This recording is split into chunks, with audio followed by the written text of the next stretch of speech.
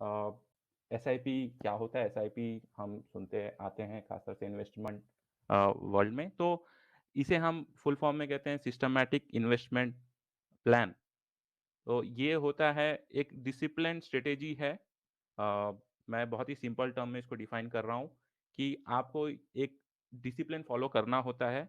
आप मतलब हर महीने या फिर हर हफ्ते या आप क्वार्टरली बेसिस या फिर आप कोई भी मेजर फॉल आ जाए, तो आप ऐसे टाइम पे आप एक छोटा-छोटा अमाउंट इंस्टॉलमेंट में डालते हैं और उस सिस्टम से हम इन्वेस्टमेंट करते हैं कोई भी प्रोडक्ट में। तो बेसिकली आप यहाँ पे लमसम अमाउंट नहीं डाल रहे हैं, आपका जो कैपिटल है वो लमसम नहीं डाल रहे हैं।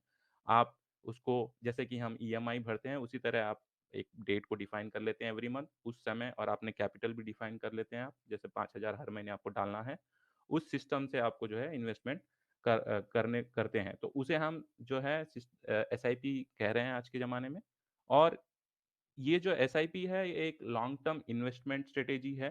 तो कोई भी इन्वेस्टर इसको लॉन्ग टर्म के पर्पज़ से ही इस स्ट्रेटेजी को फ़ॉलो करता है। शॉर्ट टर्म में और भी डिफरेंट स्ट्रेटेजीज़ हैं, हम आगे डिस्कस करते रहेंगे उसके बारे में। तो ये जो है ये लॉन्ग टर्म स्ट्रेटेजी है। हम ये जानेंगे कि कुछ टाइप के हमारे पास एसआईपीज़ हैं। तो मोस्टली एसआईपी जो है वो आपको म्यूचुअल फंड्स में दिखने को मिलता है। मैंने भी अपना जो इन्वेस्टमेंट जर्नी है इसी एसआईपी म्यूचुअल फंड से स्टार्ट किया था और मुझे समझ आई थी। तो मैं यहाँ पे आपको अभी फ़िलहाल 3 टाइप के एसआईपीज़ इन्वेस्टर्स करते हैं जिसमें म्यूचुअल फंड सबको पता है और स्मॉल स्मॉल केस नाम का भी एक एसआईपी इन्वेस्टमेंट प्रोडक्ट होता है। और डायरेक्ट जो स्टॉक में हम एसआईपी इन्वेस्ट करेंगे, जो आज हम बात करने वाले हैं। तो ये 3 कैटेगरी में एक इन्वेस्टर एसआईपी कर सकता है। डिफरेंसेस में माइनर डिफरेंसेस हैं। यहाँ पे एएम्स जो म्यूचुअल फंड है वो एएमसीज़ मैनेज करते हैं। उनके पास उनके डेडिकेटेड फंड मैनेजर्स होते हैं और वो लोग different different sector, different different stock में कैपिटल इन्वेस्ट करते हैं जिससे कि रिस्क और रिवॉर्ड जो है बैलेंस रहे। तो वहाँ पे आपको जो है एक्सपर्ट गाइडेंस मिलता है। स्मॉल केस जो है वो अ, जो बड़े ब्रोकरेजेस हैं जैसे ज़ीरोधा और जितने भी प्राइवेट ब्रोकरेजेस डिस्काउंट ब्रोकरेजेस हैं उन्होंने स्मॉल केस के टाई अप से जो है एसआईपी चला रहे हैं। वो भी वहाँ पे भी आपको जो है फंड मैनेजर का गाइडेंस मिलता है बट वो प्योरली फंड मैनेजर का डिसीजन नहीं होता है। वहाँ पे आप भी अपना सेल बाय डिसीजन इम्प्लीमेंट कर सकते हैं। तो यहाँ पे क्या है ये इस स्मॉल केस एसआईपी में ये मिक्स्ड रिस्पॉन्सिबिलिटी है और इसमें भी जो है रिस्क कम है क्योंकि आप फंड मैनेजर है वहाँ पे, तो वो लोग एक्सपर्ट्स होते हैं और जो भी बास्केट ऑफ स्टॉक होता है वो अच्छे से रीड करके सेलेक्ट करते हैं। तो ये जो है मिक्स्ड रिस्पॉन्सिबिलिटी है और यहाँ पे भी जो है आपको रिस्क देखने को थोड़ा कम मिलता है। अब जो थर्ड ऑप्शन है एसआईपी के लिए वो है डायरेक्ट स्टॉक्स। तो आप अगर चाहते हैं अगर आपके पास एक्सपर्टीज़ है, आपको लगता है कि आप अच्छे स्टॉक ढूँढ सक पाते हैं और आप सेल्फ एनालाइज़ करके ऐसा स्टॉक ले सकते हैं जिससे आपको ज़्यादा रिवॉर्ड मिलेगा। तो उस केस में स्टॉक्स में एसआईपी करना इन दूसरे दोनों ऑप्शन से बेहतर होता है।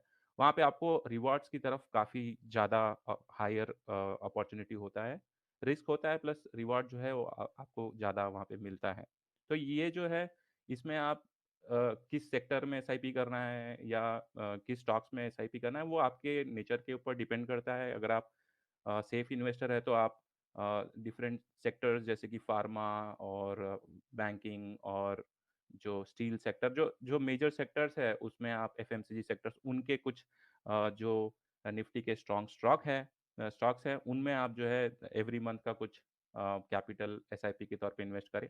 अगर आप रिस्क टेकर है और आप ज़्यादा डाइवर्सिफ़ाई नहीं करना चाहते, आपको पता है कि एक स्टॉक है जो आने वाले साल में मुझे 15-20% रिटर्न देगा, तो आप डायरेक्ट उसमें आप एक स्टॉक में भी एसआईपी करके जा सकते हैं।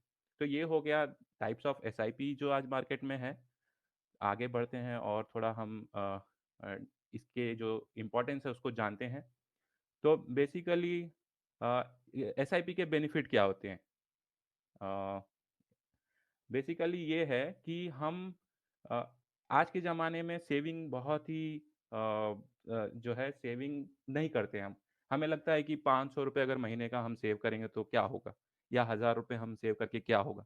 तो हम सेव नहीं करते हैं और होता ये है कि वो 500 या 1000 या जो भी आपका जो कैपिटल है, जो आप सेव कर सकते थे, वो किसी भी नॉट जो जो चीज़ें ज़रूरत नहीं है उसमें आप उसको इन्वेस्ट कर देते हैं, उसको आप खर्च कर देते हैं। तो होता ये है कि आप सेविंग नहीं कर रहे हैं। और 5 साल, 6 साल के बाद आपको लगता है अरे यार! मैं अगर महीने का 1000 भी सेव करता, तो आज मेरे पास कम से कम 70-80 हज़ार रुपए का कैपिटल जमा हो गया होता, अगर इंटरेस्ट ना भी देखूँ तो। तो सबसे बड़ा एडवांटेज एसआईपी का है कि आप एसआईपी ₹500 से भी स्टार्ट कर सकते हैं और 2 साल, 3 साल, 5 साल के बाद में आपके पास एक अच्छा सेविंग बिना अगर मैं इंटरेस्ट को ना लूँ या जो प्रॉफ़िट लॉस को अगर मैं इग्नोर भी करूँ, तो अच्छा खासा आपका जो है अमाउंट सेव हो जाता है, एक कॉर्पस बन जाता है। तो सबसे बड़ा एडवांटेज वो है कि आपको ये डिसिप्लिन इन्वेस्टर बनाता है, सेविंग हैबिट की आपकी जो है, वो आपको इम्प्लीमेंट करता है। उसके बाद होता है पावर ऑफ कंपाउंडिंग। तो पावर ऑफ कंपाउंडिंग अपने में ही बहुत बड़ा टॉपिक है, बट फाइनेंशियल वर्ल्ड में जो है कंसिस्टेंटली अगर आप कोई अमाउंट इन्वेस्ट करके छोड़ दे तो ईयर ऑन ईयर उसका जो है खासतौर से स्टॉक में 1 ईयर का अगर रिटर्न 10% है तो नेक्स्ट ईयर वो कंपाउंड होके उस पे 10% बढ़ने के चांस है। फिर थर्ड ईयर में पहले दोनों ईयर के जो प्रॉफिट है उसको भी कंपाउंडिंग मिलेगी। तो ये कंपाउंडिंग पावर ऑफ कंपाउंडिंग भी आपको इसमें देखने को मिलता है। सबसे सब जो एसआईपी करने का जो सबसे बड़ा नीड इसलिए आया कि सभी के पास बड़ा कैपिटल नहीं है। अगर किसी के पास बड़ा कैपिटल है तो वो महँगे स्टॉक्स में भी इन्वेस्ट कर सकता है और वो बल्क क्वांटिटी उठा सकता है। बट अगर कैपिटल नहीं है तो आप उसको नहीं इन्वेस्ट कर सकते हैं। तो ये एसआईपी आपको हेल्प करता है कि आप लिमिटेड अमाउंट से स्टार्ट करें हर महीने 1000, 2000, 5000 आपके आपके जो बजट है, आपका जो कैपिटल कैपेबिलिटी है, उसके हिसाब से आप इन्वेस्ट करें। तो जो है यहाँ पे आपको मिनिमम से मिनिमम कैपिटल में आप एसआईपी कर सकते हैं। तो वो आपका और एडवांटेज हो गया। हाइली फ्लेक्सिबल हाइली फ्लेक्सिबल इसलिए एसआईपी में और ये जो सारे बेनिफिट्स हैं मैं आपको स्टॉक में एसआईपी के बारे में बता रहा हूँ। अगर आप स्टॉक में एसआईपी करेंगे तो उसके ये सारे एडवांटेजेस हैं। यहाँ पे आपको हाइली फ्लेक्सिबल इसलिए बोल रहा हूँ कि म्यूचुअल फंड में आपको सेल करने में, बाय करने में या कौन से स्टॉक में ऐड करना है, कौन से स्टॉक से पोर्टफोलियो को कम करना है, ये सारा डिसीज़न आपके हाथ में नहीं होता है। लेकिन अगर आप स्टॉक्स में डायरेक्ट एसआईपी करेंगे तो ये सारे आप आपके पास वो फ्लेक्सिबिलिटी है कि आपको लगे कि अगर कोई स्टॉक बियरिश होने वाला है, तो आप उसको सेल करके अगर कोई दूसरा स्टॉक आपको बुलिश ट्रेंड में दिखे, तो उसमें आप इन्वेस्ट कर सकते हैं। तो ये फ्लेक्सिबिलिटी है। आपका कोई फिक्स डेट नहीं है। अगर आप 2 जनवरी को आप एसआईपी मान के चल रहे हैं और लगे कि 2 जनवरी के दिन प्राइस थोड़ा ज़्यादा है और आपको लगे कि नेक्स्ट वीक हो सकता है कि कुछ डिस्काउंट मिल जाए, तो आप वेट करके 2nd को ना आप 5th को या 6th को जो है आप इन्वेस्ट कर सकते हैं। तो ये फ्लेक्सिबिलिटी आपको स्टॉक्स में एसआईपी करने पे मिलता है। और बैलेंस रिस्क रिवॉर्ड है, तो ये डिपेंड करता है आपके पास कितना नॉलेज है। तो आप लर्न करके अच्छे से एनालाइज़ करके स्टॉक पे करेंगे तो आप अपना रिस्क रिवॉर्ड बैलेंस कर पाएँगे। तो ये कुछ बेनिफिट्स हैं।